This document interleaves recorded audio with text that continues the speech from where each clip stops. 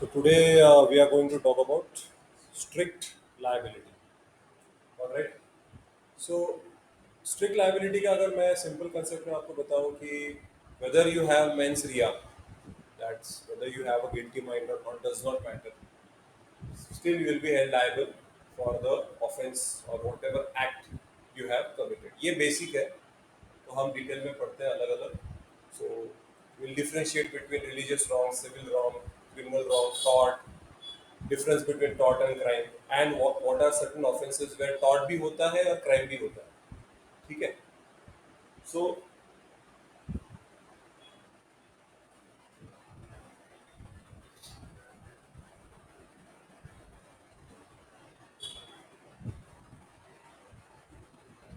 the general rule that mens rea applies to all criminal offenses is subject to certain exceptions. ठीक है. Mains रिया normally हमने अब तक क्या पढ़ा कि मेंस रिया जरूरी है. जब भी एक्ट्स रिया के साथ मेंस रिया मतलब आपका इंटेंशन हम पढ़ते हैं केस में, उसको हम प्रूव करते हैं कि इंटेंशन भी खराब था, तो उस पर्टिकुलर पर्सन को उस हिसाब से हम पनिशमेंट देते हैं. But not in all the situations. There are certain crimes where mens rea is, कोई ज़रूरत नहीं है प्रोसिक्यूशन को मेंस रिया को प्रूव करने के लिए. In some exceptional situations, the law breaks through the rule on mens rea and holds a person responsible for his criminal act altogether, independent of any wrongful state of mind or culpable negligence. Such offences are termed as offences of strict liability or absolute liability. Tort में आपने पढ़ा होगा, अगर आपने tort पढ़ा है, कि strict और एब्सोल्यूट लाइबिलिटी में एक फर्क होता है. स्ट्रिक्ट लाइबिलिटी को टॉर्ट के अंदर एक्सेप्शंस होते हैं, लेकिन एब्सोल्यूट लाइबिलिटी के लिए देयर इज नो एक्सेप्शन. लेकिन जब हम क्रिमिनल लॉ की बात करते हैं तो दोनों को हम सिमिलर कहते हैं, एब्सोल्यूट और स्ट्रिक्ट लाइबिलिटी के लिए. ठीक है. तो यहाँ पे हमें कोई ज़रूरत नहीं है negligence, recklessness, reason to believe या इंटेंशन, मोटिव, कुछ भी प्रूव करने की ज़रूरत नहीं है.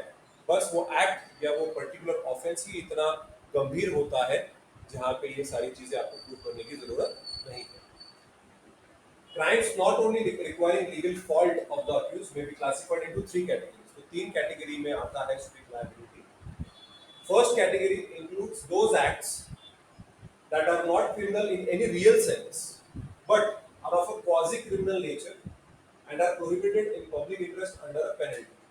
तो देखिए, क्राइम में सच नहीं होता है, but still they are held to be responsible. मतलब आपकी एक रिस्पॉन्सिबिलिटी होती है, और अगर वो आपने ठीक से नहीं एग्जीक्यूट की तो आपको पेनल्टी देनी पड़ती है. कई बार आप फाइन आपको भरनी पड़ती है. जरूरी नहीं है कि आपको इम्प्रिजनमेंट हो. ओके.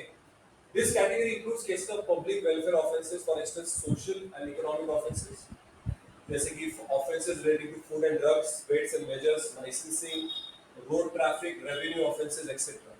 तो अगर आपने टैक्स पे नहीं किया तो नॉर्मली जो पेनल्टी होती है वो आपको 3 गुना टैक्स पे करना पड़ता है.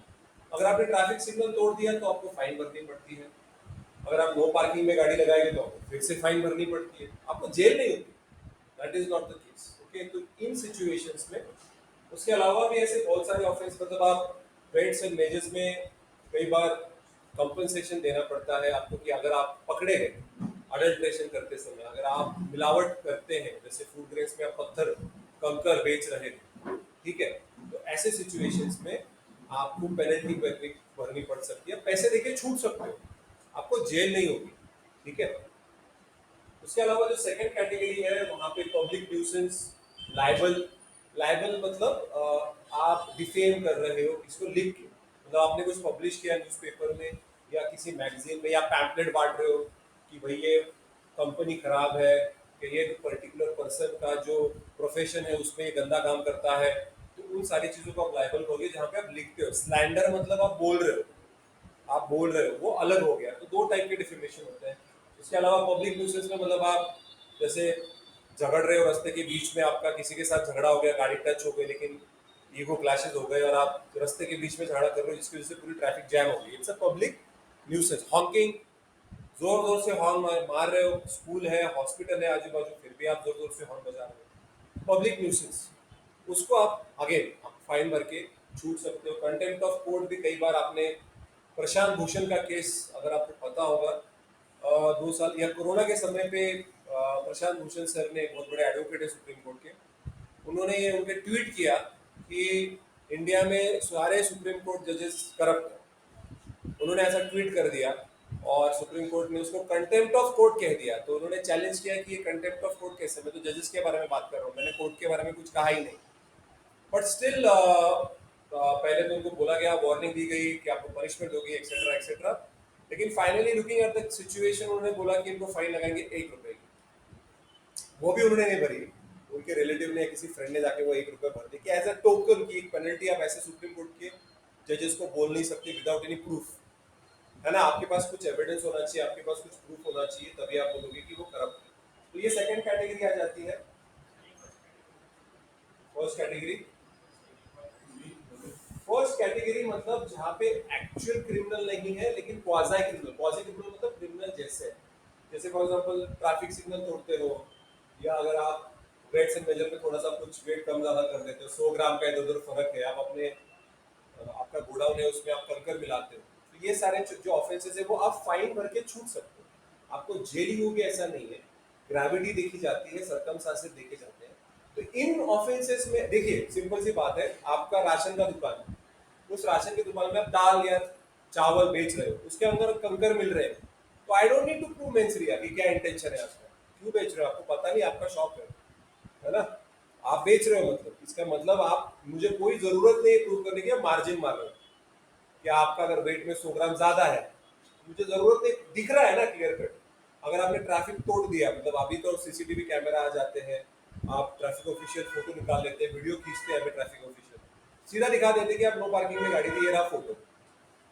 तो अभी यहाँ पे मुझे कुछ प्रूव करने की जरूरत नहीं है कि आपने ट्रैफिक सिग्नल तोड़ा या नो पार्किंग में गाड़ी लगी। तो यहाँ पे I don't need to prove your intention. इसमें इंटेंशन क्या होगा, आप जल्दी में थे, मैंने सिग्नल तोड़ दिया, मेरी एग्जाम थी, या मैं अस्पताल जा रहा हूँ, या मैं यूं ही मैंने तोड़ दिया, तो इसमें मुझे I don't need to know your intention, बस आपने कर दिया। दिस इज फर्स्ट कैटेगरी, ठीक है। ऑलराइट, आगे बढ़े। सेकंड कैटेगरी, थर्ड कैटेगरी की बात करें तो उसमें जो म्युनिसिपल लॉज, जो रेगुलेशंस होते हैं, मतलब कौन से लॉज, आपके जो कॉर्पोरेशन के लॉज जैसे होते हैं, जैसे इलेक्ट्रिसिटी बिल। इलेक्ट्रिसिटी बिल तो ये स्टेट गवर्नमेंट रेगुलेट करता है, तो अगर आपने बिल नहीं भरा तो क्या होगा, आपको जेल नहीं होगी, आपका मीटर निकाल के लेके जाएंगे जब तक आप वो नहीं भरोगे तब तक। उसके अलावा रेंट, रेंट कंट्रोल एक्ट है महाराष्ट्र का, तो उसके भी सर्टन कायदे हैं कि आपकी प्रॉपर एग्रीमेंट होनी चाहिए, आपके प्रॉपर नाम का, आपके घर में या आपके फ्लैट में या आपके हॉल में क्या बिजनेस चलता है, आपके कौन से लोग रहते हैं, उसका डॉक्यूमेंटेशन होना जरूरी है। पर अगर नहीं रहा तो कई बार आप आउट ऑफ द कोर्ट या पुलिस वालों के साथ सेटिंग करके छूट जाते हो। कई बार आप गाड़ी आपके नाम पे नहीं होती है, कई बार आपकी व्हीकल जो होती है उसके उसका इंश्योरेंस नहीं होता है, क्योंकि इंश्योरेंस मैंडेटरी है, तो उसको बहुत ज़्यादा फाइन होती है।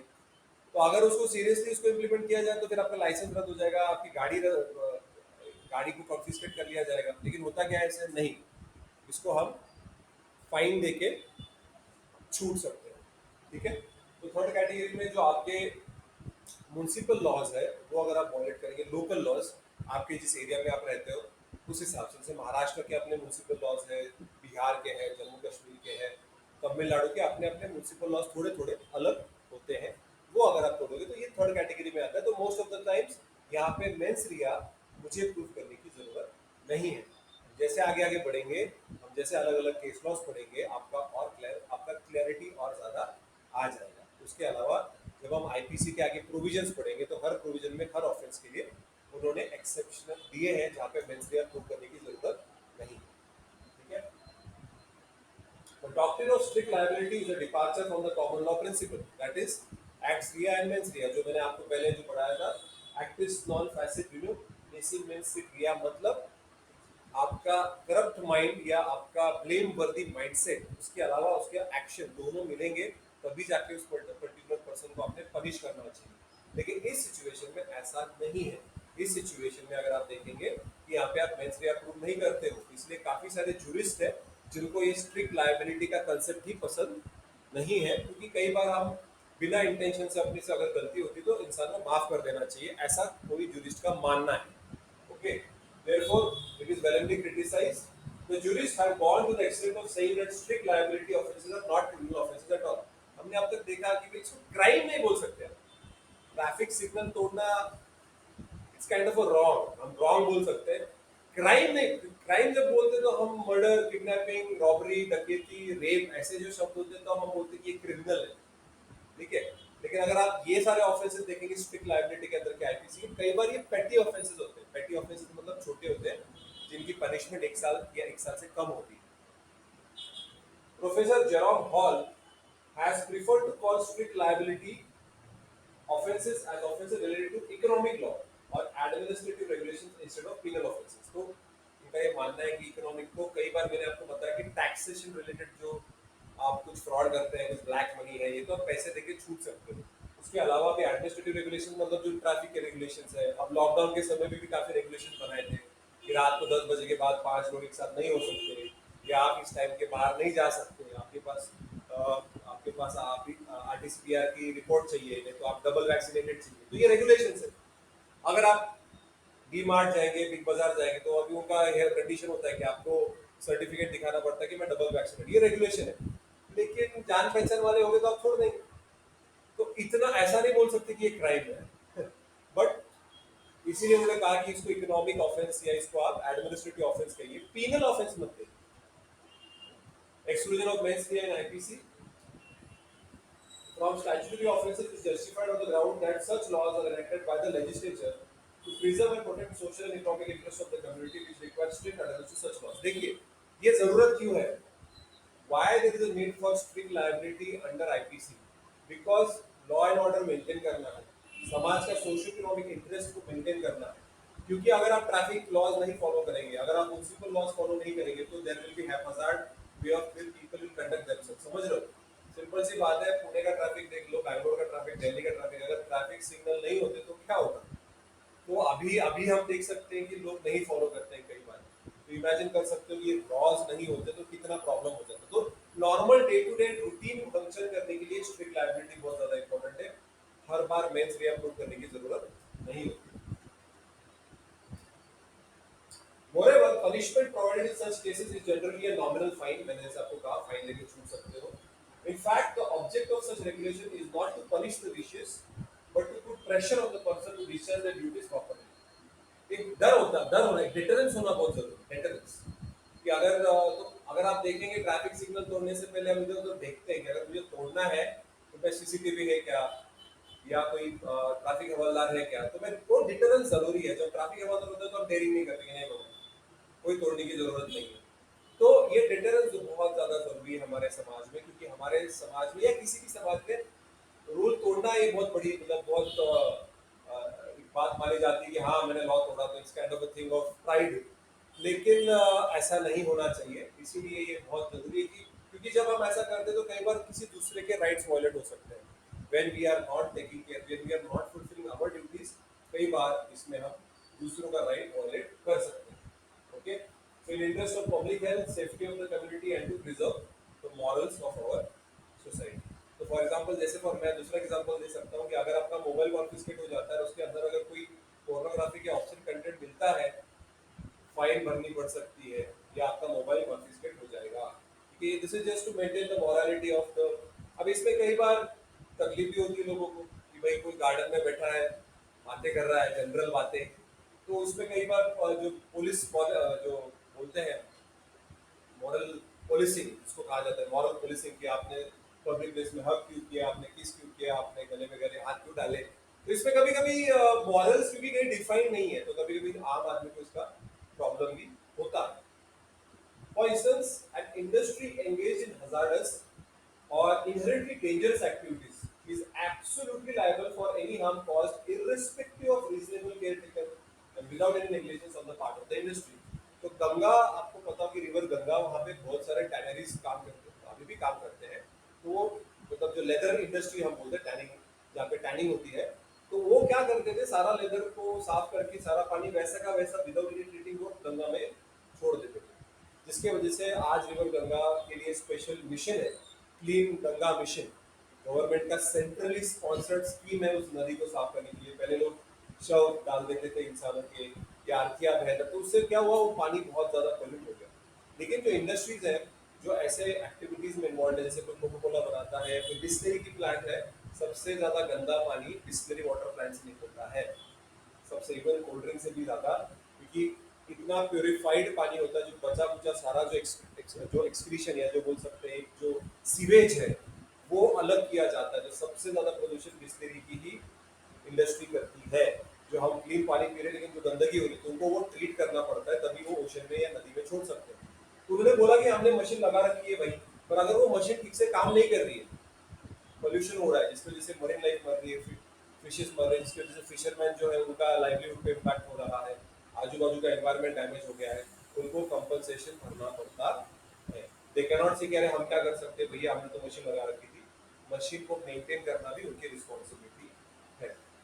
तो अगर हम एक ग्राफिकल या एक फ्लो चार्ट बनाए, एक्सक्लूजन ऑफ बेस दिया by expression provision of law by necessary implication, object of statute, subject matter to be dealt with. तो अभी हम डिटेल में देखेंगे अलग अलग क्राइम्स जिनके लिए मेंस रे अप्रूव करने की जरूरत नहीं है।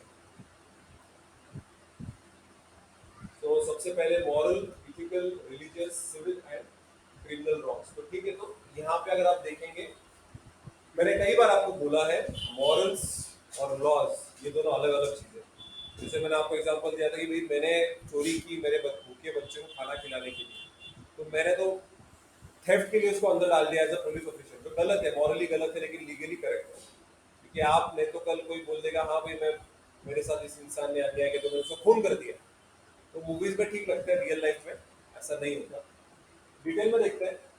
Since the very beginning of human civilization, man has recognized certain acts committed by an individual for human happiness. Such acts are called wrongs and are looked upon with disapprobation. कई बार लोग अपने आप को खुश रखने के लिए दूसरे लोगों को उल्लू बनाते हैं।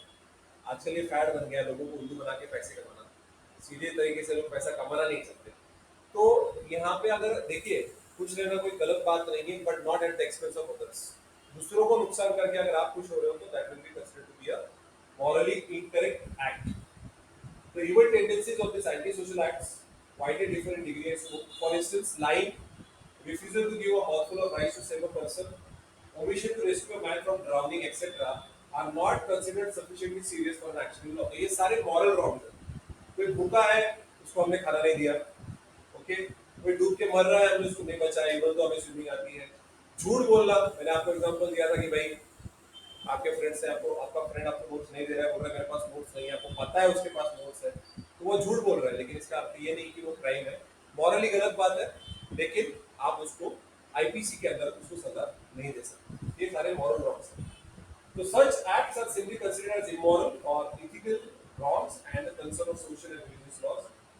On the other hand, wrongs like nuisance, deceit, libel, robbery, dacoity, murder, rape, kidnappings, these are considered to be serious crimes, okay, and they are punishable under IPC.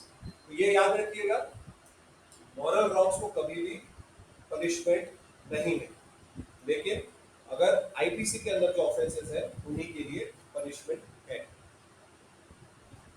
इसके स्टेट दो तरीके से रिस्पॉन्ड कर सकता है। पहली तो ये है कि जब तक खुद कोई इंसान कंप्लेंट ना करे, या तो स्टेट कभी कभी खुद भी एक्शन ले सकता है। जब भी बहुत प्रोटेस्ट हो रही है, लोग चिल्ला रहे हैं, या जहाँ पे बहुत लोग जमा हो गए, देयर इज चांस कि लॉ एंड ऑर्डर हो सकता है, राइट्स हो सकते हैं, तो ऐसे सिचुएशंस में गवर्नमेंट खुद पुलिस फोर्स भेज के उस पर्टिकुलर एरिया को सील करके उस सभी लोगों को शांत कर सकती है, नहीं तो लाठी चार्ज कर सकती है, नहीं तो वाटर कैनन से भी मार सकती है लोगों को, या डायरेक्ट एनर्जी कमांडर्स भी भेज सकती है। तो स्टेट खुद जाके उस कंडीशन को कंट्रोल करेगी, नहीं तो जब तक कोई कंप्लेंट नहीं करता तब तक स्टेट रुक के देखेगी कि क्या होता है। Where the magnitude of injury is supposed to be more concentrated on the individual, the wrongdoer is asked to compensate. ठीक है, अगर बहुत इंजरी ज्यादा होगी तो आपको कंपनसेशन पे करना पड़ेगा in terms of money, receipt है, लायबल है, न्यूसेंस है, नेग्लिजेंस है। तो ये सारे सिविल रॉन्ग है, इनको आप टॉर्ट भी कह सकते हो, ठीक है, जहाँ पे आप कंपनसेशन देके छूट सकते हो। पर जहाँ पे ग्रेविटी ज्यादा है, okay, public at large, public को ज्यादा, जैसे मर्डर है, रेप है, ऐसे क्राइम्स को आप पेनल्टी देके छूट नहीं सकते। यहाँ पे आपको इम्प्रिजनमेंट होगा, या उसके इम्प्रिजनमेंट के साथ आपको फाइन भी देनी पड़ सकती है। Wrongs like dacoity, murder, kidnapping, sedition, treason, and the like disturb the very fabric of law and order and jeopardize the state's existence or create a widespread panic. Therefore, state stresses punishment of the wrong doer. ऐसे situation में सजा होती है, उसके साथ fine भी भरनी पड़ सकती है। तो ये सारे पब्लिक रॉन्ग है, इनको क्राइम भी कहा जाता है। तो याद रखिएगा, there is one concept called as civil wrong और टॉर्ट, ठीक है, जिसमें आप पेनल्टी देके छूट सकते हो, पैसे देके छूट सकते हो। और दूसरी तरफ आते हैं पब्लिक रॉन्ग या क्राइम, जहाँ पे पनिशमेंट मैंडेटरी, जेल में जाना पड़ेगा। तो ये दो तरीके के क्राइम्स होते हैं, ठीक है। तो अभी बहुत इंपॉर्टेंट है, टॉर्ट और क्राइम में फर्क क्या है, ठीक है। कई बार ये कंफ्यूजन होता है, तो अभी हम क्लियर करेंगे। जैसे मैंने आपको बताया कि दोनों अलग अलग है, लेकिन देयर आर सर्टेन ऑफेंसेस जहाँ पे दोनों चीजें इन्वॉल्व होती हैं, tort as well as crime. तो उसका मैं एग्जांपल देके आपको समझाऊंगा। टॉर्ट एंड क्राइम डिस्टिंग्विश क्या है, दोनों का फर्क क्या है। Both have a common origin, they resemble each other basically in two respects, namely both tort and crime are a violation of right in realm, that is right is vested in some determined person and available against the world at large। किसी भी इंसान का हक अगर आप violet करते हैं, that can be right to property, that can be right to vote, there can be a right to possession, right to ownership, कोई किसी भी इंसान का राइट है और आप उसको वायलेट करते हो, right to life, right to religion, right to equality, right against untouchability, किसी भी राइट का अस्तित्व होना उस इंसान के लिए मैंडेटरी है, पहली चीज। एंड सेकंड, दोनों की चीज में the rights and duties are fixed by law. By law अगर आप ये गलत करोगे तभी आपको पनिशमेंट होगी। अगर लॉ में मेंशन नहीं है उस ऑफेंस के बारे में, तो फिर आपको पनिशमेंट नहीं होगी। तो दो चीजें इंपॉर्टेंट है, टॉर्ट हो या क्राइम हो, राइट होना चाहिए सबसे पहले। एंड सेकंड, जब आप वो एक्ट कंडक्ट करते हो जिसके किसी का राइट वायलेट होता है, that is a offence under IPC. समझ में आ रहा है? अब तक कोई डाउट है तो कुछ और रखे ये वाला बात। देखो, टॉर्ट हो या क्राइम हो, there are two things which are common in both, civil wrong और क्राइम में, या सिविल रॉन्ग और पब्लिक रॉन्ग, या टॉर्ट या क्राइम, दोनों में दो चीजें कॉमन है। एक, there has to be a right of a person, ठीक है। अगर मैं, आपका राइट है, मेरे वजह से आपको नुकसान हो गया, तो नुकसान, injury can be to your life, can be to your property, mental, physical, spiritual, ठीक है। तो आपका राइट है, पहली बात वो वायलेट हो रहा है। और सेकंड, जिस एक्ट की वजह से वो वायलेशन हो रहा है वो एक्ट ऑफेंस है। वरना वैलेंटाइन के दिन पे गुलाब नहीं दिया, इसके लिए आपको मेंटल टॉर्चर हुआ, आपको तकलीफ हुई, या आपके दोस्त ने आपको नोट्स नहीं दिए, या आपका कोई फ्रेंड है या कोई है जिसने आपको झूठ बोला जिसकी वजह से आपको तकलीफ हुई, that will not be considered to be a crime, क्योंकि वो तकलीफ तो हुई है लेकिन वो ऑफेंस नहीं है, ठीक है। तो ये दोनों चीजें, सिविल रॉन्ग हो या पब्लिक रॉन्ग हो, ये दोनों चीजें होती है। Right has to be violated and second, the act has to be an offence, ठीक है। ये दोनों चीजें जरूरी है टॉर्ट और क्राइम। लेकिन there are some differences. Tort is a private wrong, सिर्फ इंसान को, उस पर्टिकुलर पर्सन को तकलीफ होती है, so it is the infringement of the belongings of the individual, whereas crime is a public wrong which affects the society at large। तो मैं आपको एग्जांपल देना चाहूंगा कि पुणे कोर्ट में एक रेप केस था, जहाँ पे लड़की ने केस वापस ले लिया। लड़की ने कहा कि मैंने जो केस फाइल की है वो गुस्से में की है और मैं ये केस वापस लेना चाहता हूँ। तो फिर जो डिफेंस लॉयर था उसने बेल के लिए एप्लीकेशन डाला कि अभी बेल दे दीजिए, केस तो वापस ले लिए। तो जो लेडी जज थी, क्योंकि नॉर्मली सीआरपीसी में बताया गया है कि जब भी रेप केसेस होंगे या सेक्सुअल असॉल्ट के केसेस होंगे, तो उसके लिए स्पेशल कोड होगा जिसके जो जज साहिबा होगी, मैडम होगी, तो उन्होंने बेल रिजेक्ट कर दी। अभी सभी, मैंने वो जजमेंट पढ़ा, तो उसमें उन्होंने लिखा था कि जो रेप है ना, ये एक सामाजिक क्राइम है, इट्स अ सोशल क्राइम। पूरा समाज हिल जाता है, पूरे समाज को नुकसान होता है और एक समाज की मेंटालिटी खराब हो जाती है। इसलिए अगर मैंने इसको अभी बेल दे दी तो कल कल लड़कियों को प्रेशराइज किया जा सकता है कि आप केस वापस ले लीजिए, और जैसे वो केस वापस लेंगी सभी को बेल मिलने लग जाएगी, मेरा ही केस साइड करेंगे सब लोग। इसलिए उन्होंने बेल नहीं दिया, because it's a public wrong, सारे समाज को नुकसान होता है।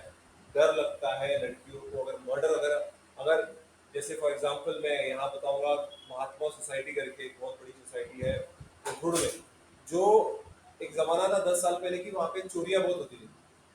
वहाँ पे लोग डरते थे जाने के लिए कि वहां पे घर ना ले या रात में वहां ना जाए, क्या पता कोई गाड़ी को रोक के आपको लूट ना ले। अभी वैसा नहीं है बिकॉज वहाँ पे सिक्योरिटी है, पुलिस वालों का वहाँ पे पुलिस स्टेशन है, वहाँ पे काफी सेफ्टी बढ़ गई है पहले से, तो अभी डर नहीं लगता। तो मर्डर, थेफ्ट, रॉबरी, जैसे इमेजिन रॉबरीज हो रही है आपके पार्किंग में से या आजू बाजू की सोसाइटी के पार्किंग में से, आपकी टू व्हीलर गायब हो रही है, तो आपको भी डर लगेगा यार मेरी पास मेरी गई टू व्हीलर, तो डर लगता है ना। That is why it is called as a public rob. But tort में ऐसा नहीं होता, टॉर्ट में सिर्फ आपको और सिर्फ आपको ही नुकसान होता है, उस पर्टिकुलर इंसान को नुकसान होता है जिसके साथ गलत हुआ। ठीक है। In tort, the wrongdoer has to compensate the injured party. पैसे देने पड़ते हैं when it comes to civil wrong. In crime, he is punished. उसको जेल भेजते हैं crime में. The convicted person is sent to jail and asked to pay fine not only for the sake of redress but also to set an example for like-minded persons not to indulge in criminal activities. कि भाई अगर मैं ऐसा कोई act करूंगा तो मुझे सजा तो होगी होगी, उसके साथ मुझे फाइन भी भरनी पड़ेगी, मैं फाइन भर के छूट नहीं सकता ऐसे ऑफेंस। ठीक है। There is a concept under CrPC under section 320 regarding compounding of offences. उसमें ऐसा होता है कि अगर पनिशमेंट 6 महीने से कम हो तो आप फाइन देके छूट सकते हैं। तो वो सीआरपीसी जब हम पढ़ेंगे तो और डिटेल में समझ में आएगा। तो देयर आर सम एक्सेप्शंस जहाँ पे आप कंपाउंडिंग ऑफेंसेस की कंसेप्ट होती है, जहाँ पे आप बोल सकते हो जज साहिब, पर वहाँ पे you have to plead guilty. You have to plead guilty in that case कि हाँ मैंने ये गलती की है लेकिन मेरी सजा कम कर दी। ये बहुत बड़ा फर्क है। जी फर्स्ट वाला फिर से ठीक है। फर्स्ट वाला मैंने ये बताया कि जो टॉर्ट और क्राइम ये दोनों अलग अलग टाइप के क्राइम्स होते हैं। टॉर्ट एक सिविल रॉन्ग है और क्राइम एक पब्लिक रॉन्ग है, लेकिन अभी हम उसके दोनों डिस्टिंग्विश देख रहे हैं कि फर्क क्या है, लेकिन उनमें सिमिलैरिटीज, दो सिमिलैरिटीज हैं। पहली सिमिलैरिटी ये है कि किसी भी इंसान के साथ गलत होता है तो उसका राइट वायलेट होना चाहिए। That right can be right of property, right to equality, right to religion, right to life, violate होना चाहिए। और जिस एक्ट से मैं वो राइट वायलेट कर रहा हूँ वो एक्ट ऑफेंस होना चाहिए अंडर आईपीसी या under any law. Prevention of atrocities against SC ST act और सिविल राइट्स एक्ट जहाँ पे अनटचेबिलिटी को प्रोहिबिट किया गया है, या डाउरी या डोमेस्टिक, कोई भी कायदा जहाँ पे वो पर्टिकुलर एक्ट के जिसके वजह से दूसरे इंसान का अगर राइट वायलेट हो रहा है, वो एक्ट जो है वो ऑफेंस है। ये दो चीजें कॉमन है, अदरवाइज हम अभी डिफरेंसेस देख रहे हैं। पहला प्राइवेट रॉन्ग पब्लिक रॉन्ग, दूसरा पेनल्टी देके छूट सकते हो टॉर्ट में, लेकिन क्राइम अगर करोगे तो पनिशमेंट जेल में जाना फिक्स है। उसके बाद tort, the action is brought by the injured party himself. Tort में खुद इंसान कंप्लेंट करता है and the wrongdoer is asked to compensate. In crime the proceedings are initiated by and in the name of the state. ये बहुत बड़ा फर्क है। टॉर्ट में मुझे खुद जाना पड़ता है, मुझे खुद प्रूफ करना पड़ता है कि मेरे को एक एडवोकेट अपॉइंट करना पड़ेगा जो मेरी केस लड़ेगा, लेकिन क्राइम में प्रोसिक्यूशन सरकार करती है, ट्रायल एक पब्लिक प्रोसिक्यूटर चलाता है, क्रिमिनल ट्रायल, समझ रहे हो। ठीक है। पब्लिक प्रोसिक्यूटर कौन होता है? Under section 24 of CrPC public prosecutor is a person who has minimum 7 years of experience. उसकी एग्जामिनेशन होती है, वो देने के बाद इंटरव्यू होता है और तब आप पब्लिक प्रोसिक्यूटर बन सकते हैं। स्पेशल पब्लिक प्रोसिक्यूटर के लिए 10 साल का एक्सपीरियंस होता है। एडवोकेट ही होते हैं, वो प्रैक्टिसिंग एडवोकेट होते हैं, लेकिन कम से कम 7 साल की उनकी एक्सपीरियंस होनी चाहिए। वो ट्रायल चलाते हैं, वो प्रूव करना चाहते हैं कि इसने मर्डर किया। जो अक्यूज्ड है उसको डिफेंस लॉयर अपॉइंट करना पड़ता है। अगर उसके पास वो इंडिजेंट पर्सन है, मतलब he does not have the money to hire a advocate, then the court will appoint a advocate for him. इसका खर्चा सरकार उठाएगी because free legal aid is one of the directive principles. तो वहां पे court ही जो खर्चा है वो सरकार उसका उठाती है। जब इंसान इंडिजेंट मतलब गरीब है, उसके पास पैसा नहीं, तब। समझ में आ रहा है अब तक सब? कोई डाउट है? कौन सा वाला? थर्ड में जैसे मैंने आपको बोला कि टॉर्ट अगर कुछ होता है, टॉर्ट मतलब सिविल रॉन्ग, तो मुझे खुद जाना पड़ेगा कोर्ट में। ठीक है। आपका कॉन्ट्रैक्ट है फॉर एग्जाम्पल, ठीक है, कॉन्ट्रैक्ट आपका, आपने पैसे दे दिए और आपके इन रिटर्न आपको पैसे नहीं मिल रहे वापस, या आपको प्रोडक्ट नहीं मिल रहा है, तो आप क्या करेंगे? आप लॉयर के पास जाएंगे, एडवोकेट केस के आप थोड़ी ना लड़ोगे, एडवोकेट थ्रू करना पड़ेगा। उस सिचुएशन में you have to go and file the case. But जब मर्डर होता है तो I don't need to go and file a complaint. FIR panchnama होता है, पुलिस की रिस्पॉन्सिबिलिटी। किसी की डेड बॉडी भी, ऐसी लावारिस डेड बॉडी भी अगर मिलती है, पुलिस वालों को पंचनामा करना पड़ता है बॉडी। अगर 2 महीने से 3 महीने से बड़ी सड़ गई होगी बॉडी, वो पुलिस का काम है डीएनए टेस्टिंग करवाना, उसका फाइंड आउट करना। That is the responsibility of the state to know the whose person body है। कोई आगे कंप्लेंट करने की जरूरत नहीं है। तो जब क्राइम होती है, गवर्नमेंट या स्टेट जो होता है, पुलिस जो होती है, वो रिस्पॉन्सिबिलिटी लेती है। कई बार मैजिस्ट्रेट भी सू मोटो इंक्वायरी इनिशिएट कर सकता है। सीआरपीसी में दिया हुआ है पावर से मैजिस्ट्रेट के पास कि बिना कंप्लेंट किए कभी कभी सू मोटो मैजिस्ट्रेट एक्शन ले सकता है, जिसको जब बड़े कोर्ट करते हैं तब उसको जुडिशियल एक्टिविज्म बोलते हैं। समझ में आ रहा है अभी?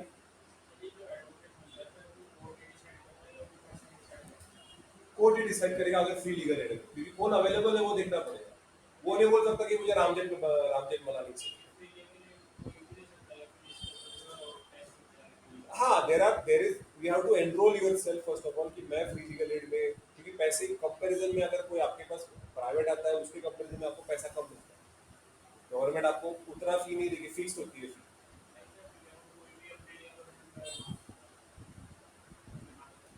गवर्नमेंट लॉयर का मतलब पब्लिक प्रोसिक्यूटर बोल रहे हो कि गवर्नमेंट लॉयर मतलब जो गवर्नमेंट के लिए लड़ता है?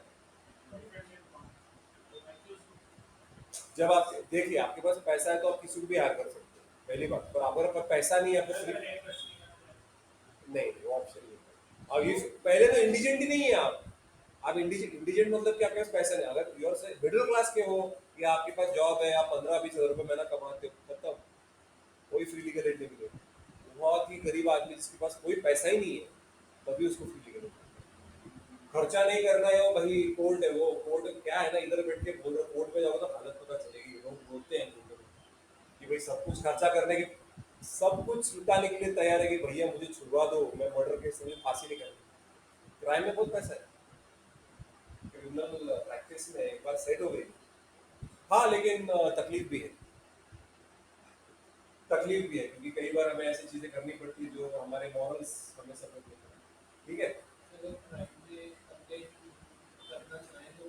क्या करना चाहिए? कर सकते, देखिए मैं बता रहा हूँ, ये थ्योरेटिकल है। प्रैक्टिकली अगर क्राइम हुई है, अगर पुलिस को नहीं पता तो आप जाके कंप्लेंट कर सकते हैं। बट प्रैक्टिकली अगर कहीं पे कोई सुसाइड भी करता है तो भी पुलिस आती है कि ये सुसाइड ही है क्या। इन्वेस्टिगेशन करना पड़ता है, कोई मर जाता है अननोन सर्कमस्टांसेस में या कुछ फिशी सर्कमस्टांसेस है कि कुछ गड़बड़ है, पुलिस को इन्वेस्टिगेशन करना ही पड़ता है। डाउरी देते होंगे क्या, मतलब लोग बोल रहे हैं कि भाई फट गया सिलेंडर, सच्ची में फट गया? ऐसे कैसे फट गया, कितने साल हो गए शादी होके, कैसी हुई थी शादी, आजू बाजू पूछताछ करते, झगड़ा होता था क्या, आवाज आता था क्या, मारपीट होती थी क्या, उसके बॉडी पे कोई निशान थे क्या, मार खाया था क्या उसने, पूछताछ करते हैं पुलिस वाले। यहाँ पे ना किसी ने कंप्लेंट की है, मैं तो फैमिली मेंबर हूँ, मैंने बोल दिया हाँ मर गई, लेकिन पुलिस इन्वेस्टिगेशन करेगी। तो दैट इज द टॉट में नहीं है, टॉट में नहीं होता, सिविल लॉ में नहीं होता। अगर मैंने ट्रैफिक सिग्नल तोड़ दिया कोई मेरे पे, ट्रैफिक वाला पकड़ेगा मुझे, बोलेगा फाइन भर वरना गाड़ी तेरी जब्त कर ले, कहाँ पे जाएंगे एडवोकेट को ढूंढने, सर जी मेरे पास इतने एडजस्ट कर दो, है कि नहीं? ये फर्क। Okay, in some cases complaint is to be made, देखा, in some cases complaint is to be made by the aggrieved party such as in the case of offense related to adultery। अभी adultery offense नहीं है but ठीक है, adultery, defamation, तो certain cases are there जहाँ पे आपको complaint करनी पड़ती है। पर्सनल चॉइस है, फिर किसी ने कुछ बोल दिया, आपकी मर्जी है, आई डोंट केयर, कुछ भी बोलो मैं नहीं सुनने वाला, इधर से सुना छोड़ दिया, ऐसा भी लोग होते हैं। In case of crime, the state initiates action to prevent offences from being committed, and if committed, a prosecution is launched। देखिए सबसे पहले तो स्टेट ऑफेंस होने के लिए रोकती है, अगर नहीं होगा तो वो प्रोसिक्यूशन करती है, and the culprit is punished since maintenance of law and order is the duty of the state. ठीक है, तो टॉर्ट में ऐसा नहीं है, क्राइम के लिए स्टेट इनिशिएट करती है सारे प्रोसीजर्स। पुलिस जो है वो क्राइम रोकने के लिए, टॉर्ट रोकने के लिए ऐसा भी सुना है कि okay? This is not so in the case of torts, जी हाँ, torts के लिए नहीं है, where the injured person is left free to bring action against the wrongdoer। जब तक जिसका नुकसान हुआ है वो खुद कंप्लेन नहीं करेगा, पुलिस वाले कुछ नहीं कर सकते। Either in a civil court or in a consumer forum to seek compensation and damages। अगर देखिए Amazon से आपने कुछ मंगाया, डुप्लीकेट प्रोडक्ट आ गया, पुलिस वाले क्या करेंगे, बोलेंगे भैया आप कंज्यूमर फोरम में जाओ या आप वो वेबसाइट पे कंप्लेंट लॉन्च करो, रिप्लेस करके लो। यहाँ पे हम क्या करें? इवन साइबर क्राइम होती है तो आपको साइबर सेल जाना पड़ता है, जहाँ पे आपका जो भी नुकसान हुआ रिफंड हो जाता है, अगर टाइम पे गए तो। टाइम पे गए तो उसके बाद felonious tort, a crime which is also tort, दोनों का कॉम्बिनेशन, जिसको बोला जाता है felonious tort which is a combination of both, यहाँ पे civil as well as crime दोनों चीजें इन्वॉल्व होती है। इसमें deceit, trespass, malicious prosecution, defamation, nuisance etcetera, ये सारे क्राइम्स आते हैं जहाँ पे उस इंडिविजुअल का भी नुकसान होता है और पब्लिक के लिए भी गलत बात है। किसी को भी डिसीव करना, किसी को उल्लू बनाना, और आप ये फ्रंटियर मोगली की तरह आप लोगों को ताजमहल बेच रहे हो, तो ये गलत बात है, ठीक है। या मैलिशियस प्रोसिक्यूशन, डिफेम करते जा रहे हो, कोई एक्शन नहीं ले रहा आपके खिलाफ, तो कभी कभी कंप्लेंट करनी पड़ती है। तो दोनों का कॉम्बिनेशन होता है, लेकिन case to case, circumstances to circumstances ये वेरिएशन आते हैं। मैलिशियस प्रोसिक्यूशन मतलब जो एडवोकेट मैंने हायर किया वो मेरी जगह पे दिखा तो रहा है, वो मेरी जगह से लड़ रहा है, लेकिन है वो किसी और की तरफ से। मूवीज में देखा होगा आपने, कई बार ऐसा होता है कि भाई इसके एडवोकेट ने तो इसके बारे में कुछ बोला ही नहीं, सिर्फ दिखा रहा है कि मैं लड़ रहा हूँ उसके बारे में, क्योंकि मैं झूठ नहीं बोलता।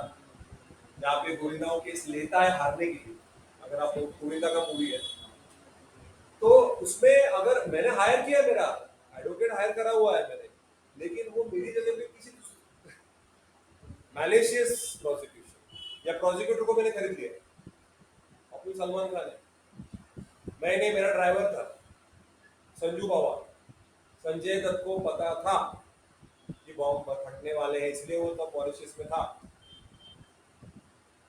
ही न्यू, उसने बताया नहीं, उसको पता था, लेकिन तब वो उल्लू आदमी था, वो अच्छा आदमी है, अभी बहुत चेंज आ गया उस पर्सन को, तब उसको पता था ये होने, बाकी की भी पता है, लेकिन रिकॉर्डिंग चल रही, में बोल नहीं सकता, बताऊंगा मैं क्लास के बाद किसको किसको पता था बॉम्ब ब्लास्ट के बाद।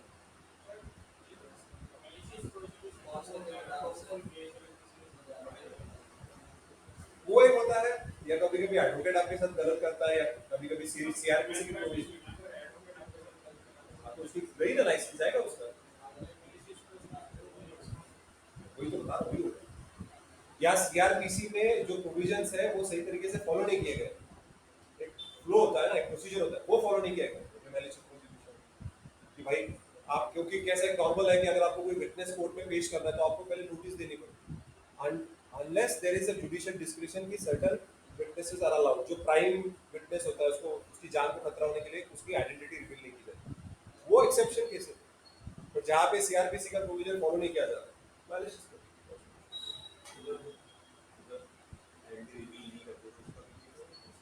क्या क्या क्या, हाँ, नहीं नहीं, उसका भी प्रोसीजर है। और अभी सीआरपीसी में जो अमेंडमेंट्स किए गए हैं 2018 में भी काफी चेंजेस किए गए हैं, तो उसमें काफी मैजिस्ट्रेट्स को डिस्क्रिप्शन दिया गया, डिस्क्रिशनरी पावर बढ़ा दी गई है, क्योंकि कई बार प्रोसीजर के चक्कर में जस्टिस नहीं होता, तो इसलिए अभी मैजिस्ट्रेट या जो कोर्ट के जज है, आपने जॉनी ने भी देखा होगा कि वो आई अलाउ, ये मेरा कोर्ट, तो वो फैक्ट है, जज अलाउ कर सकते हैं, आप कुछ नहीं बोल सकते, ओके हमने अलाउ किया, because at the end of the day सारी जुडिशरी किसके लिए, जस्टिस के लिए, ये प्रोसीजर के लिए नहीं है, तो ये पहले प्रोसीजर के लिए बहुत बार डिलेड जस्टिस या नो जस्टिस, बट अभी काफी डिस्क्रिप्शन दिया है। An assault is a tort when looked at from the point of view of an individual. अगर assault मतलब किसी ने मारा, तो अगर मुझे तो लगी है, ठीक है, it's a violation of the right of every person to his personal safety being preserved. At the same time ये एक public wrong भी है, अगर अगर ऐसा होने लगा कि भाई कोई भी किसी को मार सकता है, तो डर लगेगा लोगों को, भाई लोग मार खा के चुप बैठेंगे, है ना, कातिया भाई, कातिया जैसा डॉन आ गया इस इलाके में, जो जो उसका राज चल रहा है, हर जगह पे उसके नाम लगे, कातिया का दुकान, कातिया कातिया कातिया, आपने वो मूवी देखा होगा सनी देओल का, तो उसमें अगर ऐसा होगा तो लोग डरेंगे, किसी को भी मार के चला गया, किसी भी लड़की उठा के चले, लेकिन ये डर है, एक तरफ असॉल्ट है, वो असॉल्ट पर्सनल सिविल रॉन्ग भी होता है कि मुझे लगी है, लेकिन इससे डर भी पैदा हो सकता है कि ये लोग कुछ भी कर सकते हैं, इसको रोकने का काम पुलिस का है। In all such cases, two different kinds of actions are open against the wrongdoer. Wrongdoer खुद कंप्लेंट कर सकता है, वो खुद उस पर्सन को जेल भेज सकता है, या ही हैज एन ऑप्शन की फाइन लेके छोड़ दो, दोनों में से एक चीज वो कर सकता है। Such kinds of wrongs are called as felonious tort, जहाँ पे मेरे पास ऑप्शन है कि whether मैं टेक द फाइन, जाने दो, या नहीं, उसको जेल होनी चाहिए, दैट्स माय चॉइस, ठीक है। अभी केस लॉज पढ़ते हैं, अभी और ज्यादा डिटेल में आपको समझ में आएगा। ठीक है, अब तक सब क्लियर है? अब तक हमने क्या क्या देखा? सबसे पहले स्ट्रिक्ट लायबिलिटी देखा, उसके बाद हमने देखा मॉरल रॉन्ग और क्राइम में फर्क क्या है, उसके बाद हमने देखा टॉर्ट और क्राइम में क्या फर्क है, उसमें फिलोनियस टॉर्ट का देखा कि दोनों का कॉम्बिनेशन से असॉल्ट है। अभी हम इंटरेस्टिंग केस लॉज, बहुत सारे केस लॉज है लेकिन मैंने चार पांच इंटरेस्टिंग लिए हैं, इस पे आपको आइडिया आ जाएगी स्ट्रिक्ट लायबिलिटी का मतलब क्या है। सबसे पहले हम union carbide corporation versus of India, ये बहुत ही फेमस केस है। भोपाल गैस ट्रेजेडी हम सबको याद है 1984 की, जहाँ पे गैस लीक हो गया था। तो गैस लीक होना तो ऑब्वियसली यूनियन कार्बाइड कॉर्पोरेशन ये नहीं बोल सकता कि हमें नहीं पता कैसे लीक हो, इट इज देयर रिस्पॉन्सिबिलिटी, क्योंकि उसकी वजह से कितने लोग मारे गए, दे विल हैव टू पे compensation. And you cannot convert a criminal liability into a civil liability, you cannot convert a crime into a tort, ये आप नहीं कर सकते, ये तो कर ही नहीं सकते। यहाँ पे जहाँ पे कोशिश की गई है, मैं बताता हूँ कैसे। अच्छा, ये केस सबको पता है राइट, कि गैस लीक हुआ था, इसकी वजह से काफी लोग मारे गए, काफी लोग बीमार पड़े। Massive amount of lethal gas escaped from the MI6 storage tank at Bhopal plant of Union Carbide Limited. As a result of which 4,000 human lives were lost and tens of thousands of citizens of Bhopal were physically affected. ये काफी लोग मारे गए, बहुत लोग बीमार पड़ गए, आज भी उनके इफेक्ट्स दिखते हैं अगले जनरेशन में, कभी कभी आज भी स्टिल बॉर्न होते हैं। Action was brought up by the Union of India, central government action ली। As parents by TRIA, that is head protector of the common man's interest, मतलब गवर्नमेंट की रिस्पॉन्सिबिलिटी है कि they have to protect the rights of the people. ठीक है, उन्होंने action ली before the district court Bhopal pursuant to the statutory enablement in that behalf under Bhopal Gas Leak Disaster Processing of Claims Act 1985, claiming $33 billion as compensation against the company।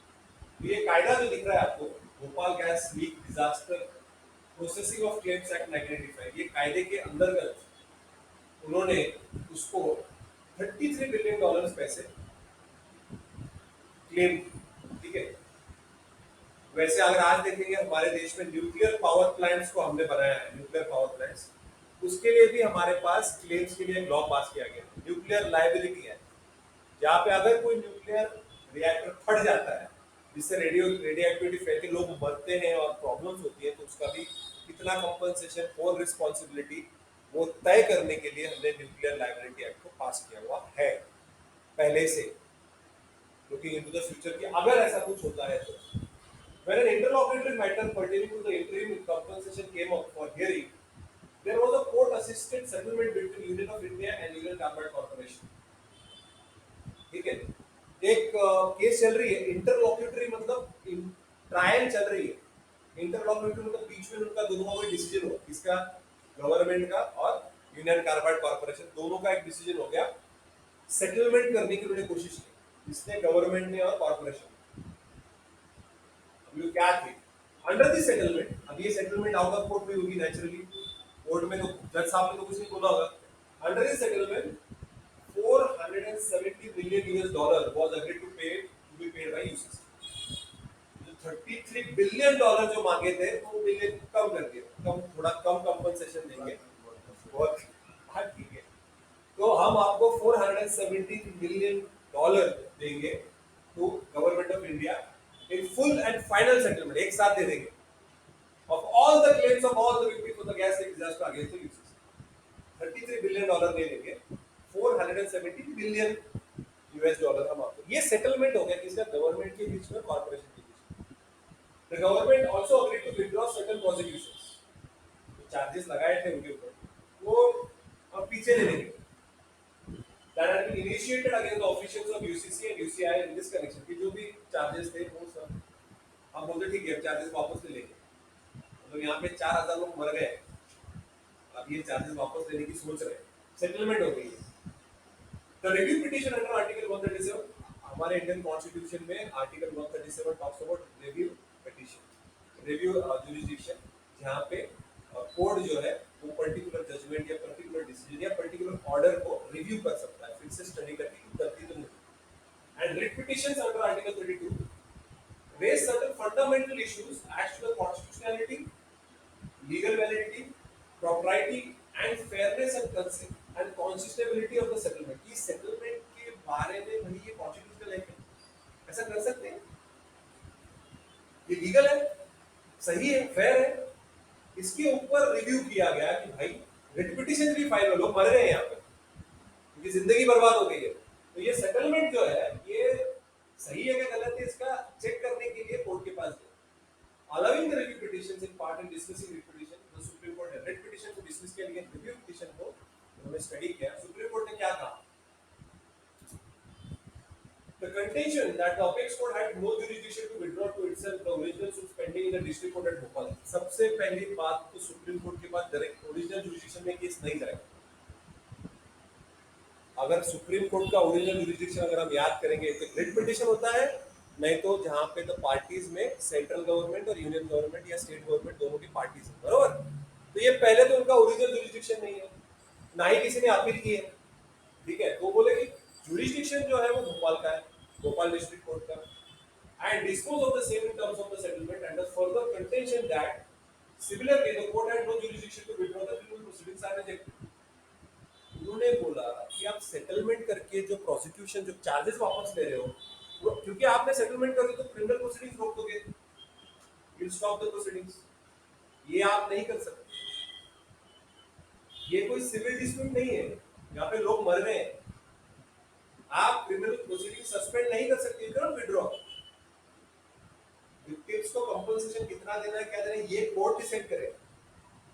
आप दोनों ने कैसे settle कर लिया? सही बोल रहा हूं ना? ये दोनों ने कैसे, विक्टिम्स क्या चाहते हैं, विक्टिम्स को कितना नुकसान हुआ वो विक्टिम्स बताएंगे आपको, आप दोनों ने कैसे डिसाइड किया?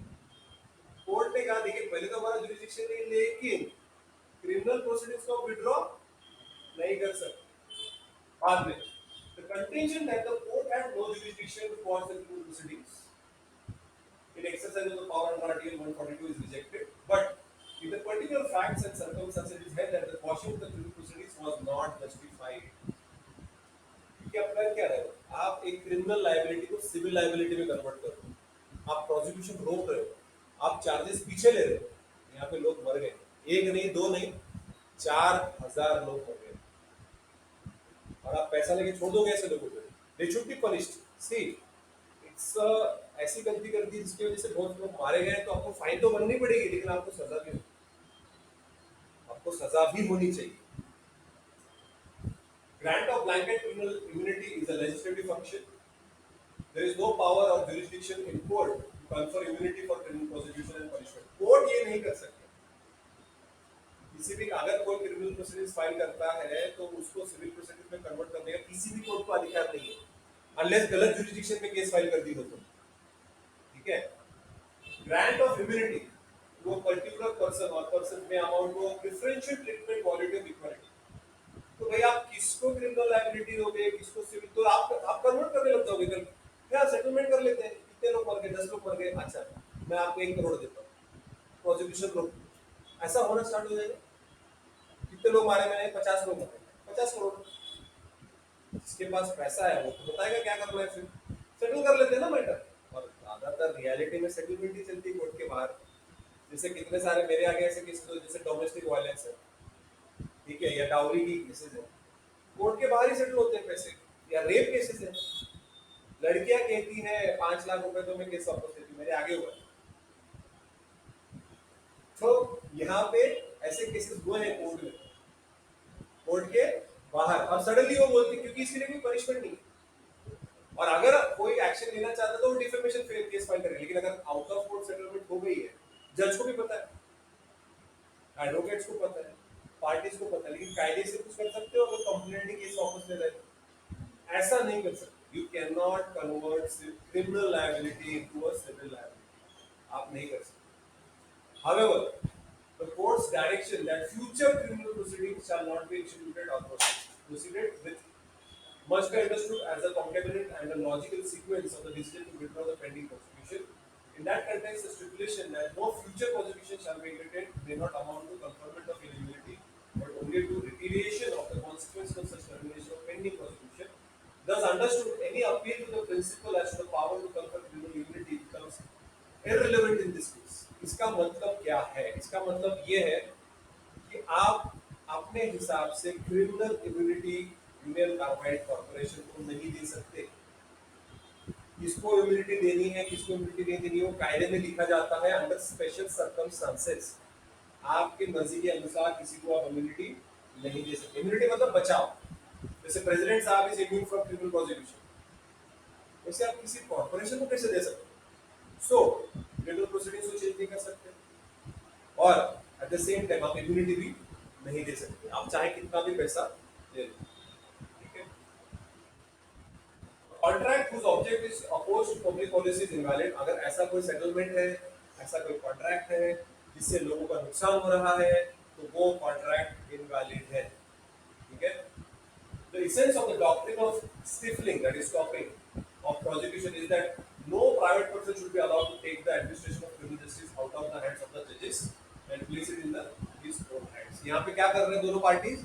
केस को वापस लेके जजेस का जो डिसीजन है, without taking care of the जजेस, हम हमारा बाहर का सेटल करके आप डिसीजन मत दीजिए, ये भी आप कर नहीं सकते। The consequences of the doctrine of stifling of prosecution follows when a person sets the machinery of the criminal law into action on the allegation that the opponent has committed a non-compoundable offense। मैंने आपको बोला था ये concept compoundable and non compoundable, मतलब जहाँ पे कोई compromise नहीं हो सकता। कंपाउंडेबल ऑफेंसेस में कॉम्प्रोमाइज हो सकता है, इस केस में कोई चांस नहीं। इस केस में there is no chance that there is any kind of compromise. बहुत बड़ा कांड हो गया, गैस लीक हो गया, बहुत सारे लोग मारे गए। Okay, the distinction between the motive for entering into agreement and the consideration for the agreement must be kept clearly distinguished। किसके लिए आप सेटलमेंट करना चाह रहे हो और कितना पैसा आप लेने वाले हो, ये दोनों अलग अलग चीजें। मोटिव सिंपल है, लोगों को उनका कंपनसेशन मिलना चाहिए, लेकिन कितना ये जजेस डिसाइड करेंगे, पार्टीज नहीं।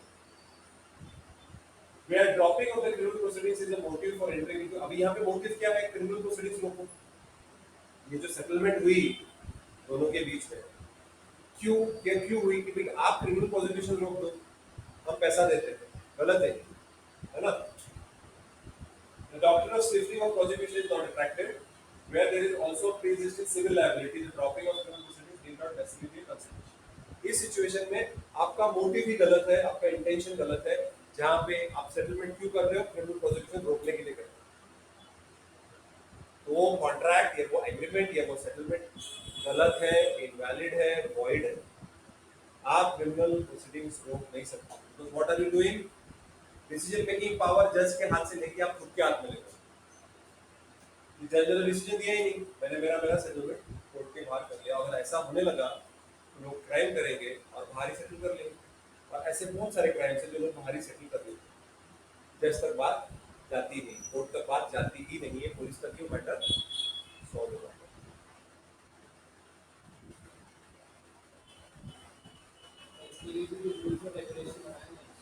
इसके लिए जी अल्टरनेट डिस्प्यूट रेजोल्यूशन मैकेनिज्म्स है, उसके लिए अलग से आर्बिट्रेशन है, मीडिएशन है, कॉन्सिलिएशन है, लोक अदालत है, जहाँ पे आपको जज में जाने की जरूरत नहीं। लेकिन मैं जो बता रहा हूँ वो गलत है, ये तो कायदे से है, अलाउड है। जैसे mediation is a very good process for divorce. Divorce के पहले मीडिएशन जी सिविल लॉ, क्राइम में नहीं।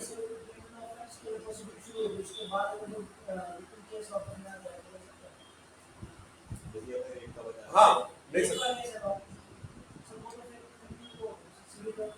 नहीं केस वापस क्यों ले रहे? आपको जस्टिफिकेशन देना पड़ता है। रेप केसेस की बात अलग है, बट बाकी के केस में अगर आपने लिया तो आपको फाइन है। नहीं मर्डर केस में नहीं कर सकते, मर्डर केस में नहीं कर सकते। कैसे वापस डेड? वो तो अक्यूज्ड को एक तो एक्विटल होगा, नहीं तो ये होगा कन्विक्शन, क्योंकि वापस लेने वाला जो है वो मर गया वो तो मर्डर केस में कंप्लेंट एफआईआर नहीं होती, डायरेक्टली पुलिस प्रोसिक्यूशन करता है। अभी मर्डर हुआ है, पुलिस को फोन किया आपने, एफआईआर लॉन्च करने की जरूरत नहीं है, पुलिस वाले पंचनामा इन्वेस्टिगेशन स्टार्ट कर देते हैं। कैसे करोगे? आपने बोला कि सर मर्डर हुआ है, मैं कंप्लेंट लेंगे नहीं, वो डायरेक्टली जाके पंचनामा स्टार्ट कर देंगे। डायरेक्टली आता है पुलिस के हाथ में आ जाता है। आपने बता वही तो बता रहा हूँ। देखो पहले तो कंप्लेंट बोल रहे हो कि एफआईआर बोल रहे हो, दोनों अलग चीज है। हाँ, एफआईआर के बाद क्यों करते हैं आप FIR launch? What is the purpose of FIR? Court में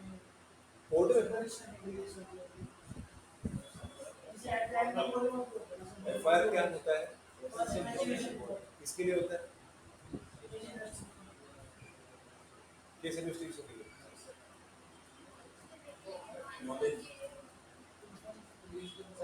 वही बता रहा हूँ कि पुलिस वालों के पास आप दोनों चीज कर सकते हो, कंप्लेंट या एफआईआर। ठीक है, पहली बात तो उसको कंप्लेंट नहीं कहा जाता, वो एक तरीके से आप एक कंसर्न क्रिएट करते हो। पुलिस जब आप एफआईआर लॉन्च करते हो, उसका बेसिक पर्पज है कि पुलिस इन्वेस्टिगेशन स्टार्ट करती है।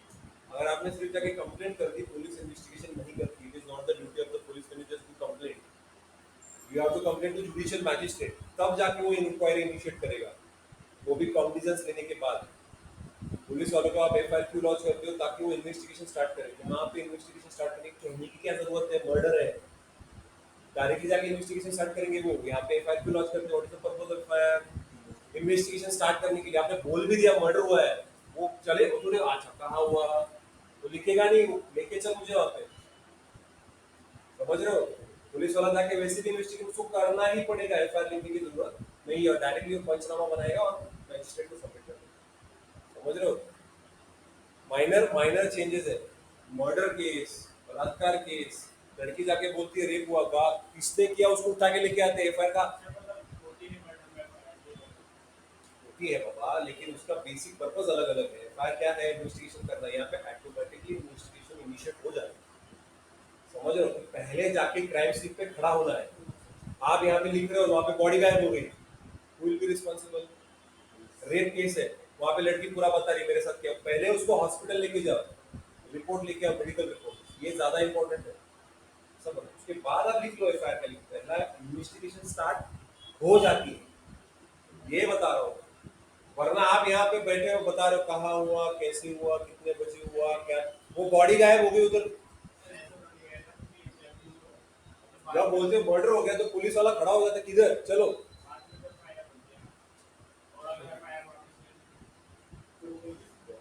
मर्डर में नहीं ले सकते, सीआरपीसी में बता रहा हूँ, नहीं ले सकते। ये याद नहीं आ रहा भाई, मैंने तो सारे सेक्शन नंबर तो रटे हुए तो नहीं है।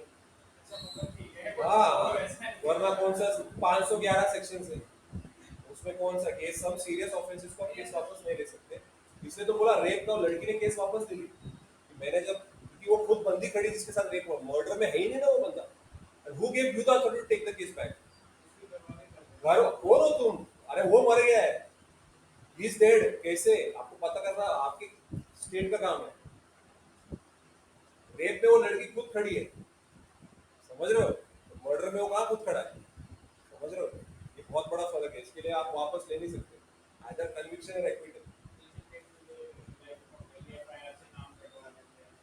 हाँ, वो कब कब कट, वो आपका नाम कटवाने का जो नाम होता है, उसमें आपको प्रूफ देना पड़ेगा कि मैं वहां पे नहीं था, या मुझे गलती से वहां पे मैं आ गया और मेरा नाम लिख दिया उस केस में। वो निकालने का वो पूरा अलग है, ये मर्डर का प्रोविजन पूरा अलग है।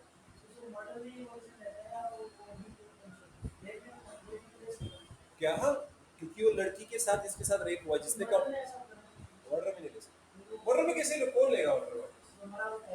वो कैसे लेगा? वो तो बोल ही नहीं सकता, हो गया। अटेम्प्ट टू मर्डर में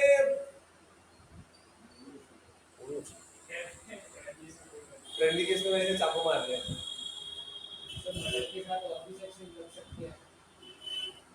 मर्डर कैसे किया? क्रिमिनल ट्रेसपास, रॉबरी,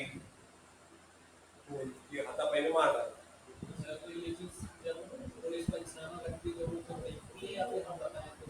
आप बताने के बाद उसको वो क्रॉस चेक करो, ऐसा नहीं मान लेंगे, हर चीज को क्रॉस चेक करेंगे। तलवार को भी देखी नहीं क्या?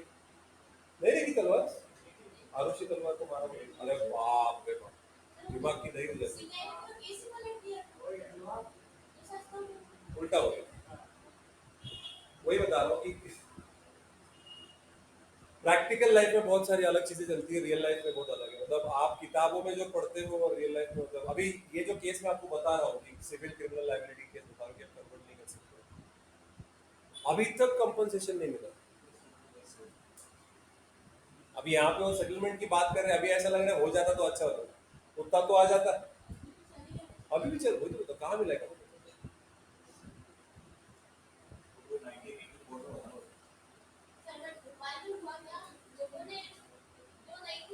वो भी बोलने लगे हम भी दे। वही तो वही बहुत बड़ा प्रॉब्लम की एग्जैक्ट विक्टिम्स को, तो अब ठीक से उन्होंने ये नहीं किया। आगे बढ़ते हैं। It is inconceivable that the government, under the threat of prosecution, coerces the UCC to pay $470 million. Okay, ये गलत बात है। सो डॉक्टर ऑफ स्टिफलिंग और प्रोसिक्यूशन इज नॉट अट्रैक्टिव। ठीक है, आप किसी भी प्रोसिक्यूशन को रोक नहीं सकते सब पैसा सेटलमेंट करके कोर्ट के बाद। Hence, merger of criminal liability in civil liability or vice versa is against public policy. ये इनवैलिड है। आप सिविल लाइबिलिटी को क्रिमिनल में नहीं कर सकते, क्रिमिनल को सिविल में मर्ज नहीं कर सकते, दोनों अलग अलग चीजें, अनलेस दोनों टॉर्ट और क्राइम दोनों उसके अंदर इन्वॉल्व होते हैं, जैसे असॉल्ट है। ओके, उसके बाद और एक इंटरेस्टिंग केस है। Reasonable belief in good faith in the death of the spouse negatives mens rea and it's a good defense to the charge of bias। अगर आपको लगता है कि आपका स्पाउस मर चुका है और आप जाके दूसरी शादी कर सडनली पिक्चर में वो आ जाता है वापस से, मूवीज में वापस आ जाता है कि मैं जिंदा हूँ। हाँ, दीवाना, करेक्ट, थैंक यू। मुझे मूवी का याद नहीं आ रहा। ऋषि कपूर वापस आ गया, अब शाहरुख टेंशन में, दिव्या भारती टेंशन में, अब क्या करे यार, बूढ़ा भी से वापस आ गया मोटा। शाहरुख अच्छा मिल गया था नया वाला। तो यहाँ पे अगर आपको विश्वास है कि वो मेरा जो हस्बैंड या मेरी जो वाइफ है वो मर गई है, तो आप अगर दूसरी शादी कर लेते हो तो वो डिफेंस वाली डिफेंस है कि I genuinely there is a reason to believe that my spouse is dead. 7 साल का वक्त होगा, करेक्ट। ये अगर गुमशुदा है तो 7 साल तक कर लेते लोग शादी। कौन 7 साल रुकने वाला है? वही गया उसको भी, वो आने के बाद देख बेटा दूसरी शादी कर ले, बहुत हो गया, सब ऐश करते हैं, ठीक है।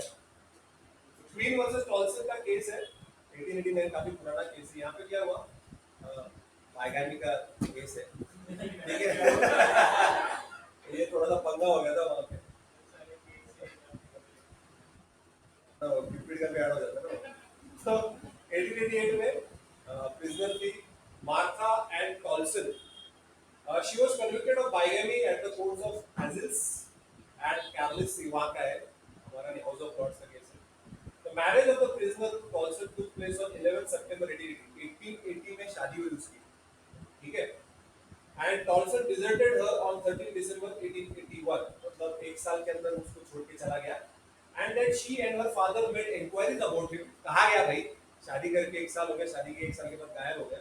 और उनको ये पता चला कि उसके बड़े भाई से कि, और जो रिपोर्ट्स आई हैं that he had been lost in a vessel bound for America which went down with all the hands on board। कि एक शिप थी जो डूब गई, उसी के साथ सारे लोग डूब गए, ऐसा जनरल रिपोर्ट्स आए हैं, और शायद वो जिंदा नहीं है। ठीक है, ऐसा मार्था को लगा कि my husband is no more.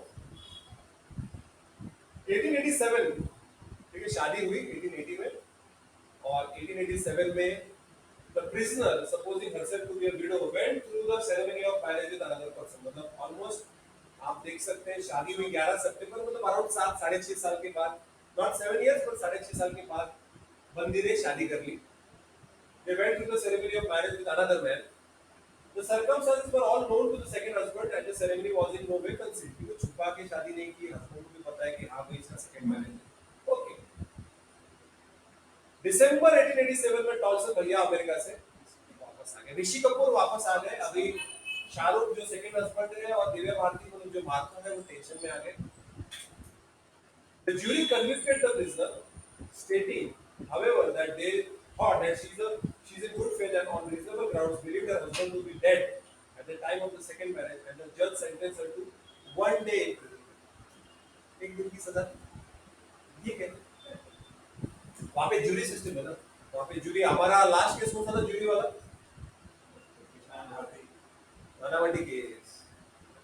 The indictment was framed under section 57 of the Offences Against the Person Act 1861, which states whoever being married shall marry any other person during the life of the former husband or wife shall be guilty of felony, punishable with penal servitude for not more than 7 years, or imprisonment with or without hard labor for not more than 2 years with the proviso that nothing in this act shall extend to any person marrying a second time whose husband or wife shall be continuously absent for a space of 7 years. 7 साल तक अगर आपकी आपकी बीवी या आपका पति गायब है, लापता है, तो आप दूसरी शादी कर सकते हो, लेकिन 7 साल तक के लिए आपको वेट करना होगा। अभी एक दिन ऐसा ही मेरे फ्रेंड का मुझे फोन आया कि आदित्य सर थोड़ा बात करनी है, मेरा एक दोस्त है। मैंने अच्छा, तुम्हारा एक दोस्त है, उसका क्या हुआ? ये उसकी पहली शादी हो गई लेकिन उसका जमता नहीं है उसके साथ, तो डिवोर्स लेना है। तो मैंने बोला ले लो, दोस्त को फोन करने को बोलो ना। नहीं, मैं उसको थोड़ा आपसे मैं ही बात कर लेता हूँ उसके लिए। बोला हाँ बोलो, आप ही बोल रहा आपके दोस्त की जगह पे। हाँ, उसको अब कैसे बोले, मेरा केस है, तो उसका ही केस था। उसने बोला मैं तो प्रॉब्लम क्या है, डिवोर्स दे दो। नहीं, बोले मेरे दोस्त ने दूसरी शादी कर ली। मैंने बोला सब्र, सबर करो भाई, इतना इतना जल्दी डिवोर्स तो ले लो। तो बोली ये दूसरा जो शादी है वो लेजिटिमेट है। बोले नहीं, ऐसे कैसे, हमारा झगड़ा हो गया। अरे भाई डिवोर्स थोड़ी ना हो रहा है, मियां बीवी में तो झगड़े चलते रहते हैं।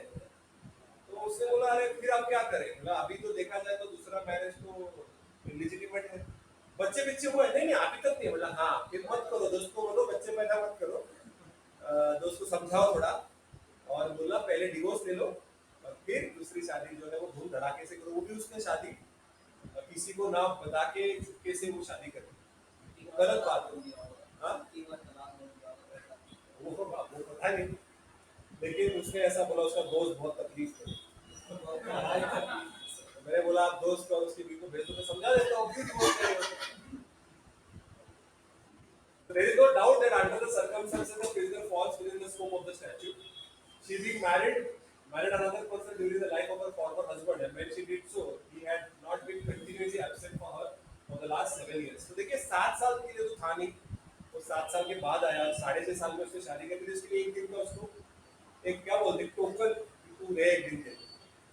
However, undoubtedly, a principle of English civil law that ordinarily speaking, a crime is not committed if the mind of the person doing the act is quotiently innocent.